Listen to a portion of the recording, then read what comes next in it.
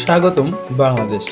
আজ আমরা দেখব দেশের সবচেয়ে গুরুত্বপূর্ণ সড়কগুলোর একটি ঢাকা চট্টগ্রাম মহাসড়ক এবং এর এক গুরুত্বপূর্ণ সংযোগস্থল কাঁচপুর ব্রিজ।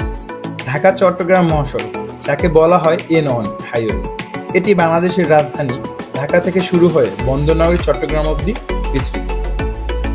এই মহাসড়ক দেশের অর্থনীতির লাইফলাইন, কারণ এর মাধ্যমে পণ্য পরিবহন হয় দেশের সবচেয়ে বড় সমুদ্রবন্দর চট্টগ্রাম থেকে রাজধানী সহ দেশের বিভিন্ন অঞ্চল।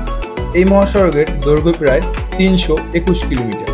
প্রতিদিন লক্ষ লক্ষ গাড়ি চলাচল করে এই রুটে। বাণিজ্যিক ট্রাফিকের ৭০% বেশি চলে এই মহাসড়ক দিয়ে। এখন আমরা যেটি দেখতে পাচ্ছি এটি কাঁচপুর ব্রিজ। এটি শীতলক্ষ্যা নদীর উপর নির্মিত একটি অত্যন্ত ব্যস্ত এবং গুরুত্বপূর্ণ সেতু। এই ব্রিজটি নারায়ণগঞ্জ জেলার কাঁচপুর এলাকা থেকে ঢাকা মহানগরের সঙ্গে সংযোগ স্থাপন করে। প্রথম কাঁচপুর ব্রিজ চালু হয় ১৯৯৩ সালে। দ্বিতীয় কাঁচপুর ব্রিজ চালু হয় ২০১৯ সালে যানজট কমানোর জন্য। এটি ঢাকা চট্টগ্রাম হাইওয়ের অংশ হিসাবে ব্যবহৃত হয়। ব্রিজটি দিয়ে প্রতিদিন গড়ে ১ লাখেরও বেশি যানবাহন চলাচল করে।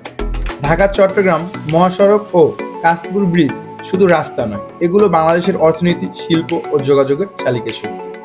এই মহাসড়ক যত বেশি উন্নত হবে, দেশ তত দ্রুত এগিয়ে যাবে।